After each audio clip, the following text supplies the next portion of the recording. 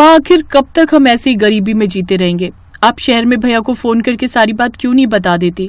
नहीं बेटी, मेरे नितेश को इस बारे में जरा सी भी भनक लगी तो वो अपनी पढ़ाई बीच में ही छोड़कर वापस आ जाएगा। मैं इतनी मुश्किलों से उसे इसीलिए पढ़ा लिखा रही हूँ और अब तक जो हमने इतनी मेहनत की है वो सब बेकार चली जाएगी।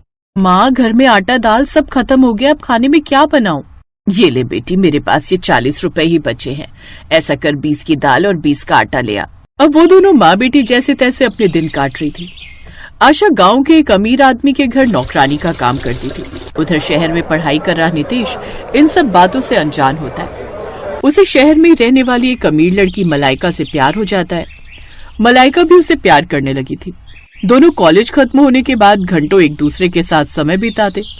ऐसे ही समय बीता। फिर एक रोज, नितेश, अब मेरा कॉलेज भी खत्म हो गया और माँ चाहती है कि मैं शादी करके सेटल हो जाऊं, और तुम तो जानते हो ना कि मैं तुमसे कितना प्यार करती हूँ। मैं शादी तो तुमसे ही करूंगी, इसलिए मैं चाहती हूँ तुम माँ से हमारी शादी के बारे में बात करो। मलाइका के कहने पर नितेश उसकी माँ से मिलने जाता है। मलाइका के पापा की मौत कुछ साल पहले ही हो गई थी। अब उसकी माँ ही सब देखती थी।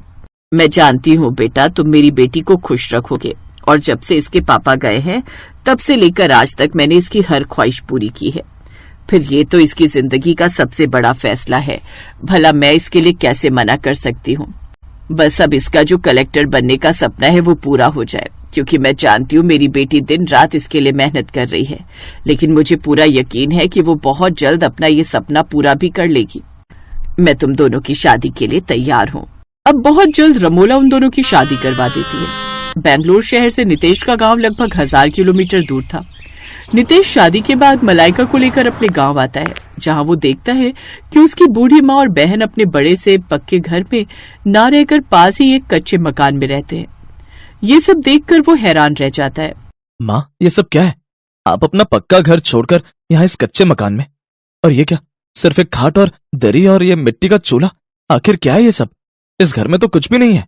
क्या बताऊं बेटा, तू नहीं जानता, लेकिन 3 साल पहले जब तेरे बाबा की मौत हो गई और तू भी पढ़ाई के लिए शहर चला गया, तो पीछे से तेरे ताऊ और ताई ने मिलकर धोखे से हमसे सारी जमीन हड़प ली और हमारा सब कुछ छीन लिया, और मुझे और मेरी बेटी को इस कच्चे मकान में रहने के लिए छोड़ दिया। तब से मैं और मेरी बेटी बड़ी मुश्किलों से अपना गुजारा कर रहे हैं। लेकिन माँ, इतना कुछ हो गया आपके साथ और आपने मुझे बताया तक नहीं। क्योंकि भैया, माँ नहीं चाहती थी कि आप अपनी पढ़ाई बीच में छोड़कर वापस यहाँ आ जाओ, इसलिए उन्होंने ये सब बात आपसे नहीं बताई। लेकिन तू आ गया है ना, तो अब मुझे पूरा यकीन है कि हमारे सारे दुख दूर हो जाएंगे। तभी उनकी नजर मलाइका पर जाती है। नितेश बेटा, तेरे साथ ये मैडम कौन है? तेरी बॉस है क्या? नहीं माँ, ये तुम्हारी बहू और मेरी पत्नी है। हालात कुछ ऐसे थे कि हमें शादी करनी पड़ी। अगर मुझे ये पता होता कि घर के हालात ऐसे हो गए तो मैं भी शादी नहीं करता। और मलाइका, तुम भी मुझे माफ कर देना। मैं नहीं जानता था कि अब तुम अमीर ससुराल की नहीं बल्कि गरीब परिवार की बहू हो। मैंने तुम्हें बड़े बड़े सपने दिखाए और अब तुम्हें यहाँ इस गरीब ससुराल में रहना पड़ेगा। नितेश, मैं शादी कर तुम्हारे साथ इस घर में आई हूँ और तुमने मुझे कोई धोखा तो नहीं दिया। तुम तो खुद भी ये सब नहीं जानते थे, इसलिए अब यही मेरा घर है। आप लोग जैसे रहेंगे मैं भी आप लोगों के साथ रह लूंगी। बहू, हमें माफ कर दे। एक लड़की शादी के बाद बड़े बड़े सपने देखती है, लेकिन तुझे इस गरीब ससुराल में गुजारा करना होगा। अब हम आ गए हैं ना माँ जी, अब सब ठीक हो जाएगा। मैं बहुत खुश नसीब हूँ बहू जो तू मुझे मिली। यहाँ आकर बैठ। माँ, हमें बहुत भूख लगी है, कुछ खाने को दो ना। हाँ बेटा, तुम दोनों रुको, मैं अभी कुछ बना देती हूँ। आशा जब रसोई में जाती है तो वहाँ पर जरा सा आटा होता है और सब्जी या दाल में से कुछ भी नहीं होता है। फिर वो आंगन में लगे धनिया और पुदीने की चटनी सिलबट्टे पर पीसकर उनको खाने को देती है। माफ करना बच्चों, लेकिन मेरे पास बस यही 2 रोटी और ये चटनी है। मेरी आर्थिक स्थिति इतनी ज्यादा खराब है कि तुम दोनों के लिए मैं इन 2 रोटी से ज्यादा कुछ नहीं खरीद सकती। माँ जी, आपके प्यार से भरी ये रोटी और ये चटनी तो महंगे पकवानों से भी ज्यादा टेस्टी है। ये लीजिए, इसमें से 1 रोटी आप और ननद जी खा लीजिए और इन 2 में से 1-1 रोटी मैं और नितेश खा लेंगे। अपनी अमीर बहू की अच्छाई देखकर अब आशा की आंखों में आंसू आ जाते हैं। भाभी, आप सचमुच बहुत अच्छी हैं।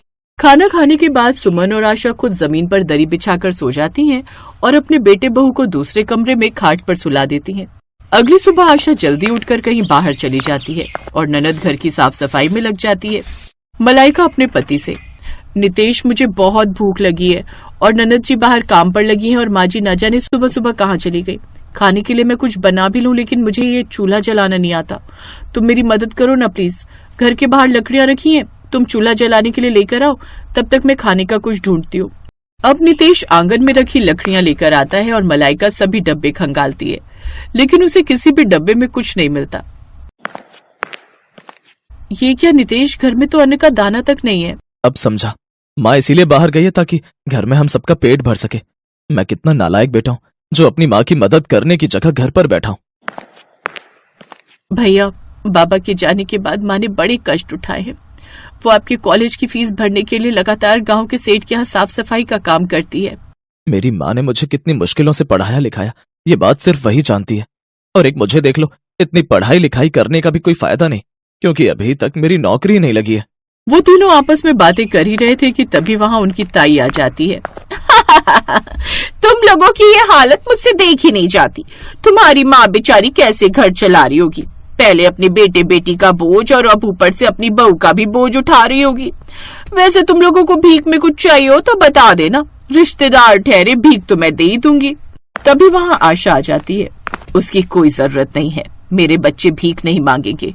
अभी उनकी माँ जिंदा है और हमारे हालातों पर हंसो नहीं, क्योंकि कहीं न कहीं इन सब की जिम्मेदार तुम ही हो। और तुम देखना, एक दिन मेरे ये बच्चे मेरा नाम जरूर रोशन करेंगे और साथ ही इस घर के हालातों को भी ठीक कर देंगे। ये देखो, रस्सी जल गई पर बल नहीं गया देवरानी जी। अब आप जाती हो या यहाँ से धक्के मारकर बाहर निकलवाऊं? शकुंतला मुंह बनाते हुए वहाँ से चली जाती है। बहू, मैं इस गांव में किसी के यहाँ काम करती हूँ जिससे थोड़े पैसे मिल जाते हैं। ये देख, मैं ये थोड़ा राशन पानी लाई हूँ, अब 2-4 दिन का गुजारा चल जाएगा। आशा की बात सुनकर सबकी आंखों में आंसू आ जाते हैं। सुमन जल्दी से वो राशन ले जाकर अपनी भाभी के साथ खाना बनाने लगती है, लेकिन अब हितेश को अपनी माँ के हालात पर बड़ी दया आ रही थी। फिर नितेश शादी में मिली अपनी अंगूठी गिरवी रखकर कुछ पैसे ले आता है, जिसके बदले मिले पैसों में से कुछ पैसे लेकर वो शहर चला जाता है और कुछ पैसे अपनी माँ को दे देता है। उन पैसों से आशा थोड़ा राशन पानी ले आती है। इधर अब बहू भी ठान लेती है कि वो सरकारी एग्जाम की तैयारी करके रहेगी, इसलिए वो अब अपनी पढ़ाई पर ध्यान देने लगती है, साथ ही गवर्नमेंट एग्जाम भी देती है। कुछ दिन बाद उसकी कलेक्टर की नौकरी लग गई और उसी गांव में उसकी पोस्टिंग होती है। माँ जी, आपकी बहू कलेक्टर बन गई है इस गांव की। अब हमारे सारे गरीबी के दिन दूर हो गए। अब हमें किसी भी चीज की चिंता करने की कोई जरूरत नहीं है। और आपको पता है, शहर में नितेश की भी बहुत अच्छी नौकरी लग गई है। कुछ दिन बाद वो भी वापस लौट आएंगे और यहीं पर खुद का कोई काम शुरू करेंगे। मेरी सारी परेशानी मेरे बच्चों ने दूर कर दी। अब कलेक्टर बहू ताई से अपनी प्रॉपर्टी भी छुड़वा लेती है, साथ ही धोखाधड़ी करने के जुर्म में वो उसे जेल में भी डाल देती है। अब वो सभी वापस उसी बड़े घर में खुशी खुशी रहने लगते हैं।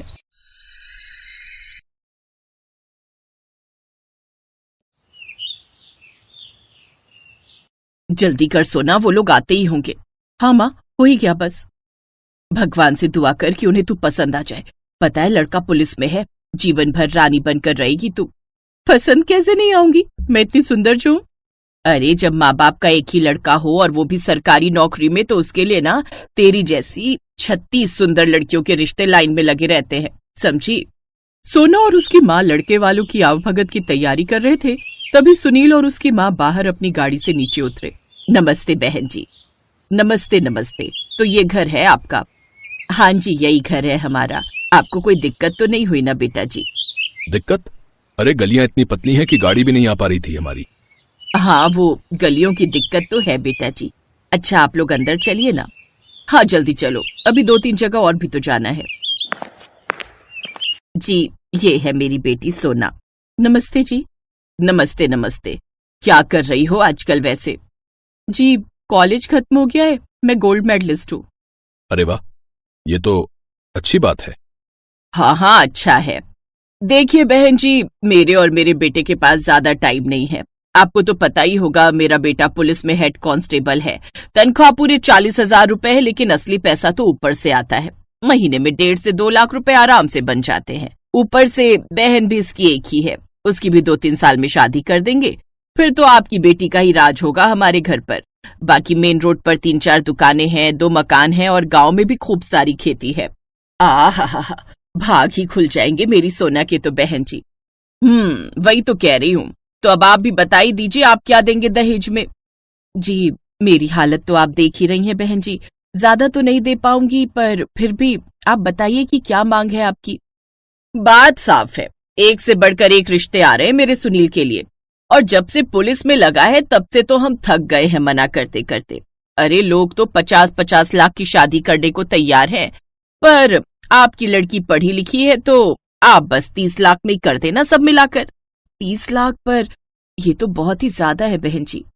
देखिए, आपकी बेटी दिखने में थोड़ी ठीक है और आपकी गरीबी देखकर ही मैंने आपसे अपनी मांग कम कर दी, लेकिन इससे नीचे नहीं हो पाएगा बहन जी, साफ साफ कह देती हूँ। हाँ और क्या आंटी जी, इससे बढ़िया मौका और कहाँ मिलेगा?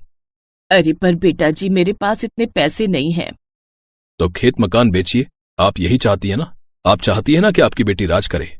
सब कुछ बेचकर भी मैं इतने पैसे नहीं जुटा पाऊंगी, दया कीजिए बहन जी। ऐसा है बहन जी, आप न रहने दीजिए, फिर अपनी बेटी के लिए ढूंढ लेना कोई किसान या कोई मजदूर, फालतू में टाइम खोटी किया हमारा। चल सुनील और सुषमा अचानक से उठे और अपनी गाड़ी में बैठकर निकल लिए। ये पहली बार नहीं था जब माँ बेटों ने किसी माँ और उसकी बेटी के अरमानों पर लात मारी हो। सुषमा और सुनील हर परिवार से ऐसे ही मोटे दहेज की मांग करते। उनकी कोशिश थी कि लड़की भी सुंदर मिल जाए और दहेज भी अच्छा खासा मिले। फिर उसी शाम क्या हुआ माँ, भैया को कोई लड़की पसंद आई? अरे क्या बताऊं निक्कू, 2-3 घरों में गए थे, एक लड़की पसंद आई भी थी। अरे क्या नाम था उसका सुनील? सोना नाम था शायद। हाँ वही, पर उसकी माँ तो एक नंबर की फटीचर निकली। मुझे तो उसका घर देखकर ही अंदाजा हो गया था कि उसके पास देने के लिए ढेला भी नहीं होगा, और हुआ भी वही। माँ, आप ये दहेज का लालच छोड़ क्यों नहीं देती हो? और भैया आप माँ को समझाने की बजाय इनका साथ दे रहे हैं। दहेज लेना तो जुर्म है और आप पुलिस वाले होकर ऐसी बातें करते हो। ओए तो चुप कर और जाके अपना काम कर, बढ़िया ही हमें समझाने। जा रही हूँ, लेकिन देखना ये आप लोग ठीक नहीं कर रहे हो। इतना दहेज मांगना अच्छी बात नहीं है। अगर भगवान नाराज हो गए ना तो लेने के देने पड़ जाएंगे एक दिन। तू चुपचाप अपने कमरे में जा, आई बड़ी हमें ज्ञान देने वाली। सुषमा की बेटी निकिता अपनी माँ और अपने भाई को दहेज लेने से मना करती थी, पर वो दोनों उसकी एक न सुनते थे। क्या हुआ माँ, बड़ी दुखी लग रही हो? क्या करूं, इतने बड़े शहर में तेरे लिए एक ढंग का रिश्ता नहीं मिल रहा है। एक काम करें क्या, वो शालीमार गार्डन वाली लड़की को ही पसंद कर लें क्या? पर वो तो 20 लाख ही देने को कह रहे थे ना माँ। हाँ बेटा, 30 ना सही 20 ही सही। ठीक है माँ, तो एक काम करते हैं, कल सीधा चल ही पड़ते हैं, उनसे वहीं जाकर बात कर लेंगे। सुनील और सुषमा बात कर ही रहे थे कि तभी सुषमा के फोन पर एक कॉल आता है। हेलो, कौन बोल रहा है? नमस्ते बहन जी, मैं सोमनाथ बात कर रहा हूँ। हाँ बताओ, क्या बात है? मैंने सुना है आपका बेटा पुलिस में है और आप उसके लिए लड़की देख रहे हो। हाँ, आपने ठीक सुना है। तो आप एक बार मेरी बेटी को आकर देख लीजिए, वो नौकरी करती है और अच्छा पैसा कमाती है, घर का सारा काम भी जानती है। हाँ वो तो ठीक है, पर दान दहेज का क्या सीन है, कितना कर पाएंगे आप? ज्यादा तो नहीं, मैं इतना अमीर आदमी नहीं हूँ, 30 से ऊपर नहीं कर पाऊंगा बहन जी। क्या कहा? 35? अब ठीक है, हम कल आते हैं आपके पास। सोमनाथ का पता पूछकर सुषमा ने फोन काट दिया। उसे लगा कि ये तो भगवान का करिश्मा ही हो गया, मनचाही लड़की और मनचाहा दहेज दोनों मिलने वाले। फिर अगले दिन सुषमा सुनील को लेकर सोमनाथ के घर पहुंची। बैठिए बहन जी। आपका घर तो बहुत बड़ा है। जी, ऊपर वाले की कृपा है बस। लीजिए, ये आ गई मेरी वाणी। कैसी हो वाणी, तुम क्या कर रही हो आजकल? जी, मैं एक स्कूल में टीचर हूँ। अरे वाह, ये तो बहुत अच्छी बात है। वैसे मेरा बेटा जितना कमाता है उसमें तुम्हें कभी कोई दिक्कत नहीं होगी। आराम से बैठना रानी बनकर, काम तो सारे नौकर कर लेंगे। तो फिर जरा लेन देन की बात हो जाए बहन जी। हाँ क्यों नहीं। आपकी बेटी नौकरी करती है, इतना बड़ा घर है आपका, तो आप भी तो चाहेंगे ना कि आपकी बेटी अच्छे घर में जाए, और फिर आप जो भी दोगे वो शादी के बाद रहेगा तो आपकी बेटी का ही ना। जी, मैं जरा ऊंचा सुनता हूँ बहन जी। क्या कहा, कितना दहेज चाहिए आपको? अरे भाई साहब, 30 वाला 30 लाख। इतना सुनते ही वाणी ने जोर से कहा, सुनिए, आप सब बाहर आ जाइए और पकड़ लीजिए इन लोगों को। ये क्या बदतमीजी है, ये क्या कर रही हो तुम? दहेज के लालचियों को लाइन पर ला रही हूँ। तू हमें पकड़वाएगी, लगता है तू अभी मेरे बेटे को जानती नहीं है। अरे वो पुलिस में है, तू क्या बिगाड़ पाएगी उसका? गलत, लगता है आप हमें नहीं जान पाए। ये है डीएसपी विजिलेंस वाणी शुक्ला। जी हाँ, और आप दोनों हमारी ट्रैप में फंस चुके हैं। खुलेआम दहेज की मांग करने के लिए अब आपको जेल जाना होगा। जेल? अरे ऐसे कैसे? सुनील तू कुछ बोलना इसे। क्या बोलूं माँ, विजिलेंस वाले किसी की नहीं सुनते। ऑल टीम पकड़ लो इन्हें और तुम भी बाहर आ जाओ। पुलिस वालों ने फौरन सुषमा और सुनील को हथकड़ी लगा दी और तभी दूसरे कमरे से सोना निकल कर आई। सोना वही लड़की थी जिसे सबसे पहले सुषमा देखने गई थी। सुषमा जी, मिलिए डीएसपी वाणी से, मेरी सबसे अच्छी सहेली।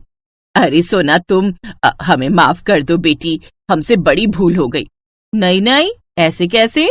और ले लो दहेज, और ले लो दहेज। Best buddies. Hello friends, Thanks for watching this video. अगर आपको ये वीडियो पसंद आया है तो प्लीज लाइक, सब्सक्राइब, कमेंट्स करें इस वीडियो पर और हाँ, शेयर करना भी ना भूलें। और भी मजेदार वीडियो देखने के लिए नीचे दिए गए बेल आइकॉन को दबाएं। देखते रहिए बेस्ट बडीज।